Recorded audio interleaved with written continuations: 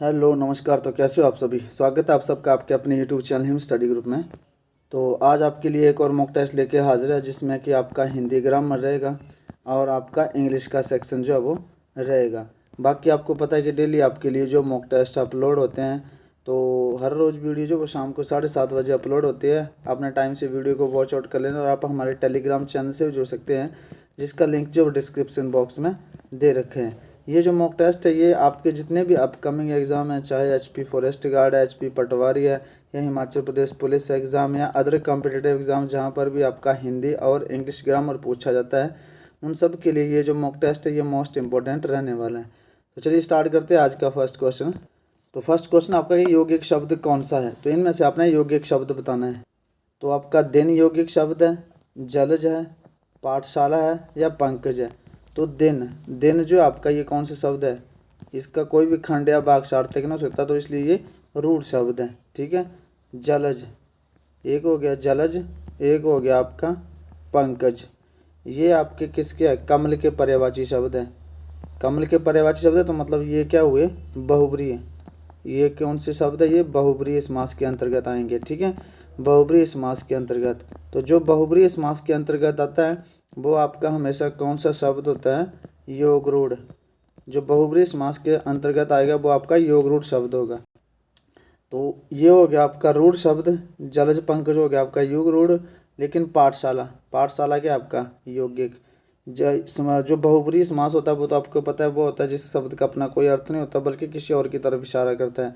तो जलज और पंकज इसका अपना कोई अर्थ नहीं, इस कमल के लिए जो है वो इसका प्रयोग हुआ है, तो ये बहुब्रीहि समास के अंतर्गत आएंगे। और जो भी बहुब्रीहि समास के अंतर्गत आएगा वो आपका योग रूढ़ भी होगा। लेकिन पाठशाला जो ये क्या आपका यौगिक शब्द है, क्योंकि जब पाठशाला को आप तोड़ेंगे तो इसके दो दो निकल के आएंगे, दो शब्द पाठशाला, एक पाठ दूसरा शाला, इसका संधि विच्छेद हो जाएगा। ठीक है, पाठशाला। तो ये जो आपका ये यौगिक शब्द है, जिस शब्द का अपना जो वो वही अर्थ रहे, मतलब उसका कोई और अर्थ ना निकले। जैसे पाठशाला है तो इस शब्द का कोई दूसरा अर्थ नहीं है, उसको पाठशाला ही है, तो वो यौगिक शब्द होते हैं। और योग रूढ़ शब्द हो गया जिसका अपना कोई अर्थ नहीं होगा, किसी और की तरफ इशारा करेगा, वो योग रूढ़। तो यौगिक शब्द पूछा गया इसमें, तो ये पाठशाला आपका यौगिक शब्द है। चलते हैं नेक्स्ट क्वेश्चन की ओर। नेक्स्ट क्वेश्चन है कि चवन्नी में कौन सा समास है। तो चवन्नी में कौन सा समास है, तो चवन्नी जैसे जिस पद में पहला जो शब्द है वो संख्यावाचक हो।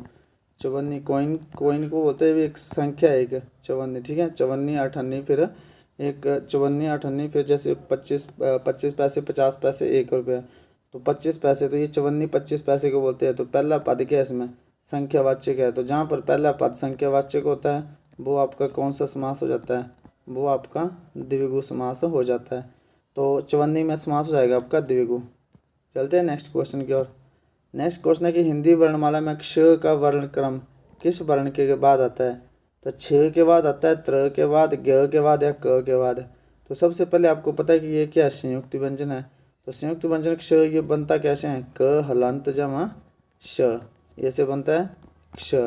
ठीक है, तो क्ष का वर्ण जो वो किसके बाद आता है, क के बाद आ रहा है। तो क जो आपका क्या है कि क्ष का क्रम जो है वो किस वर्ण के बाद आता है, तो क के बाद आता है। और आपके संयुक्त व्यंजन कौन कौन से हैं, क्ष, त्र, ज्ञ। ठीक है, तो त्र कैसे बनता है, त्र आपको पता है कि त हलांत जमा र आ जाएगा। ज्ञ कैसे बनता है, ज्ञ आपका बनता है ज हलांत जमा अण्य आ जाएगा। ठीक है, और एक होता है मिश्र वर्ण श्र, ये कैसे बनता है, ये श हलांत जमा र आ जाएगा। ठीक है, तो आपको पूछा कि हिंदी वर्णमाला में क्ष का क्रम किस वर्ण के बाद आता है, तो क के बाद आता है। चलते हैं नेक्स्ट क्वेश्चन की ओर। नेक्स्ट क्वेश्चन है कि दो भाषाओं से मिलकर शब्द को क्या कहा जाता है। तो दो भाषाओं से, जो दो भाषाओं से, जैसे एक इंग्लिश का शब्द और एक हिंदी का। ठीक है, तो दो भाषाओं से मिलकर शब्द को क्या कहा जाता है। तो जैसे रेलगाड़ी, तो रेल ये इंग्लिश का शब्द है और गाड़ी जो वो ये एक हिंदी का शब्द है। तो रेलगाड़ी ये दो भाषाओं से बने हुए हैं, तो दो भाषाओं से बने शब्द को क्या कहा जाता है, संकर शब्द कहा जाता है। क्या कहा जाता है, संकर शब्द जो वो कहा जाता है। तो चलते हैं नेक्स्ट क्वेश्चन की ओर। नेक्स्ट क्वेश्चन है कि गिरिधर में कौन सा परिवर्त नहीं कौन सा समास है। तो गिरिधर, तो गिरि प्लस धर। ठीक है, जब आप इसका संधि विच्छेद कर लोगे गिरि प्लस धर, तो गिरि क्या है, गिरि पर्वत है, गिरि पर्वत का नाम है। धर क्या है, धारण करना। ठीक है, तो गिरि पर्वत को धारण करने वाला कौन, अर्थात तो भगवान श्री कृष्ण। किसकी बात हो रही है यहाँ, भगवान श्री कृष्ण की बात हो रही है। गिरि पर्वत को किसने धारण किया था, भगवान श्री कृष्ण ने किया था। तो गिरिधर जिस शब्द का, इस शब्द का अपना कोई अर्थ नहीं, गिरिधर का ये प्रयोग हुआ भगवान श्री कृष्ण के लिए। तो जिस शब्द का अपना कोई अर्थ नहीं है, किसी और के लिए प्रयोग होता है, तो वहाँ पर आपका समास हो जाता है बहुव्रीहि।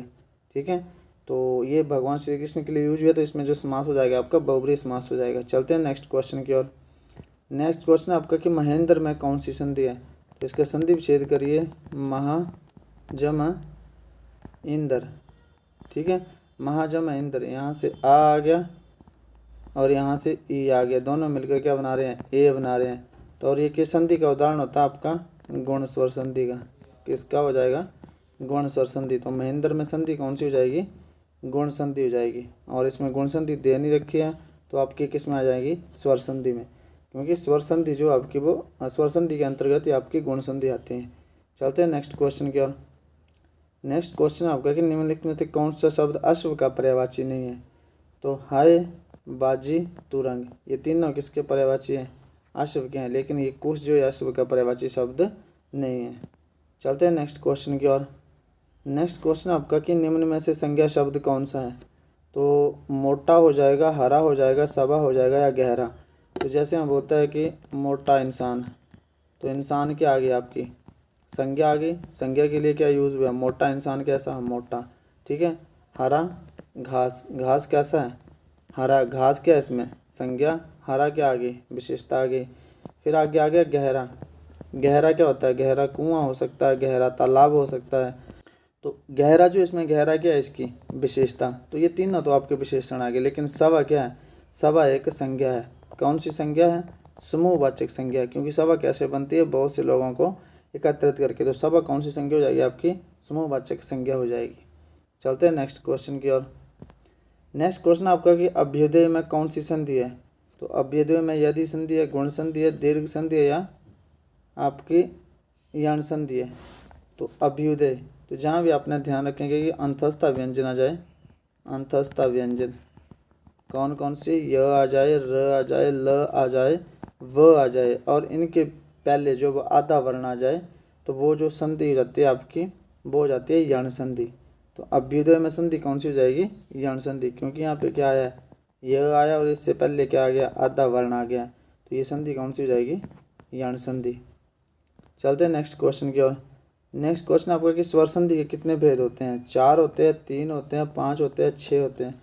तो स्वर संधि के भेद होते हैं आपके कितने, 5 भेद होते हैं। तो कौन कौन से हैं, सबसे पहले आ जाएगी आपकी दीर्घ संधि, फिर आ जाएगी आपकी गुण संधि, फिर आ जाएगी आपकी वृद्धि संधि, फिर आ जाएगी आपकी यण संधि, और फिर आ जाएगी आपकी अयादि संधि। तो कितने भेद हो गए इसके, इसके हो गए आपके 5 भेद। तो स्वर संधि के कितने भेद होते हैं, 5 भेद होते हैं। संधि कितने प्रकार की होती है, 3 टाइप की होती है। कौन कौन सी, स्वर संधि, व्यंजन संधि और विसर्ग संधि। तो ये भी आपने ध्यान रखना, ये क्वेश्चन में पूछे जाते हैं एग्जाम में। चलते हैं नेक्स्ट क्वेश्चन की ओर। अब आपका इंग्लिश का सेशन स्टार्ट है। तो इंग्लिश का फर्स्ट क्वेश्चन है कि Neha is found dash mangoes. तो फाउंड होगा, फाउंड हो गया, फाउंड है ये, फाउंड, FOND। ठीक है, फाउंड। तो Neha is found 2 mangoes, 4 mangoes, from mangoes या ऑफ मैंगोज। तो फाउंड होता है क्या, शौकीन। और फाउंड ऑफ जो है, ये फाउंड ऑफ जो आज के साथ, फाउंड के साथ ऑफ प्रपोजिशन लग के क्या बन जाता है, किसी चीज़ की शौकीन होना। ठीक है, जब फाउंड के साथ ऑफ लग जाता है तो इसका मतलब होता है किस चीज़ का शौकीन होना।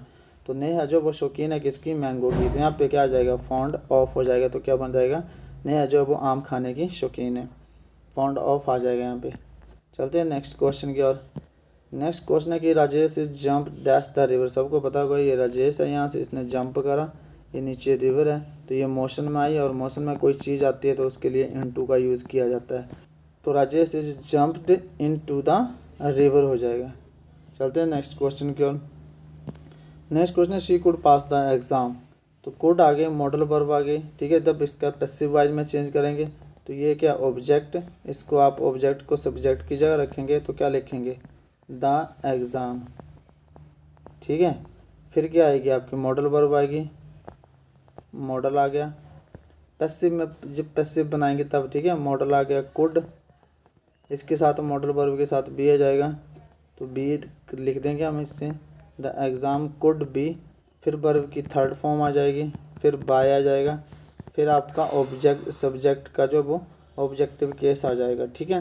तो the exam could be past, verb की थर्ड फॉर्म पैसिव में जब बनाते हैं तो वर्ब की थर्ड फॉर्म का यूज होता है पास्ट बाय शी या तो हर हो जाएगा, ठीक है। The exam could be passed by her, modal verb है तो मॉडल वर्ब के बाद आगे बी आता है। चलते हैं नेक्स्ट क्वेश्चन की ओर। नेक्स्ट क्वेश्चन है he is teaching us, change into passive voice. तो ऑब्जेक्ट है अस, इसको सब्जेक्ट की जगह रखेंगे तो अस का क्या हो जाता है वी। अब बी है तो ये ऑब्जेक्ट आ गया, फिर इसके बाद हेल्पिंग वर्ब आ जाएगी, क्या आ जाएगी बी, या प्लूरल है तो आर आ जाएगा, ठीक है। टीचिंग है तो फिर पहले यहाँ पे आई एन जी कंटिन्यूज में तो बीइंग वाली आएगी, तो बीइंग आ गया वी आर बीइंग। उसके बाद क्या आएगी वर्ब की थर्ड फॉर्म, वर्ब की थर्ड फॉर्म क्या है teach taught, taught TAUGHT taught, ठीक है। Be are being taught by him. Structure को ध्यान में रखना, अपने स्ट्रक्चर को अगर आपको पता होंगे इसके तो आप आसानी से इसको बना सकते हैं। तो ऑब्जेक्ट आ गया, हेल्पिंग वर्ब आ गया, बीइंग आ गया, वर्ब की थर्ड फॉर्म आ गई, बाय आ जाएगा, और सब्जेक्ट का जाएगा, सब्जेक्ट का ऑब्जेक्टिव केस आएगा। पर ये भी देखना कि किसमें he is teaching us, continues में, प्रेजेंट कंटिन्यूज में, तो जब इसको चेंज करेंगे तो बीइंग लगेगा साथ में, तो we are being taught by him. चलते हैं नेक्स्ट क्वेश्चन की ओर, लास्ट क्वेश्चन आज का ये। अपना ब्रूटल का जो सिनोनिमस बताना है, तो सिनोनिमस क्या हो जाएगा क्रूअल हो जाएगा, सिविलाइज हो जाएगा, काइंड हो जाएगा, स्टॉप। तो सिविलाइज तो इसका होगा नहीं सिनोनिमस, काइंड नहीं होगा, स्टॉप भी नहीं होगा, तो क्रूअल हो जाएगा। ब्रूटल क्या होता है, ब्रूटल होता है असभ्य बंदा, ठीक है। असभ्य गवार सोच समझ लो उसको, मतलब असभ्य बंदा। तो असभ्य जो होगा तो उसके लिए क्या क्रूअल, निर्दयी, निर्दयी भी आप इसका जो वो लगा सकते हो, क्रूअल, क्रूअल आ जाएगा इसका सिनोनिमस। तो ब्रूटल का सिनोनिमस क्या हो जाएगा क्रूअल हो जाएगा। तो ये था आपका आज का सेशन। आई होप आपको सेशन पसंद आया होगा। तो अपने कमेंट सेक्शन में कमेंट करके बताना है कि 15 में से आउट ऑफ आपके कितने क्वेश्चन जो वो ठीक हुए, ठीक है। तो मिलते हैं नेक्स्ट सेशन में, तब तक के लिए जय हिंद जय भारत।